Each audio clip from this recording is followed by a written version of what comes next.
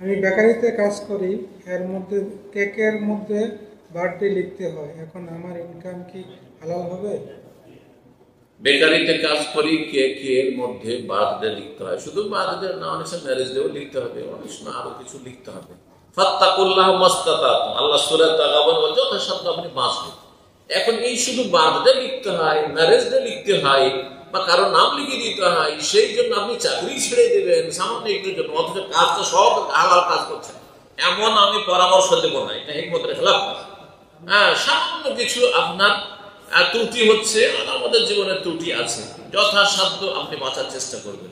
ধর লিখার বিষয়টি আছে, আরো 5 জন ওয়ার্কার আছে, ভাই আপনি লিখে দেন, আপনি যতটা পারেন এড়িয়ে চলবেন। কিন্তু যদি বাধ্য হন লিখতে, তো আপনার জন্য জায়েজ আছে।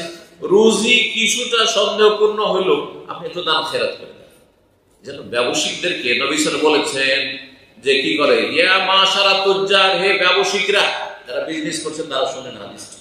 হে ব্যবসায়িকরা, ব্যবসা বাণিজ্যে অধিকাংশ মানুষ কেউ মিথ্যা কথা বলে, আর কেউ কিছু নয় ছয় করে, কিছু ত্রুটি হয়।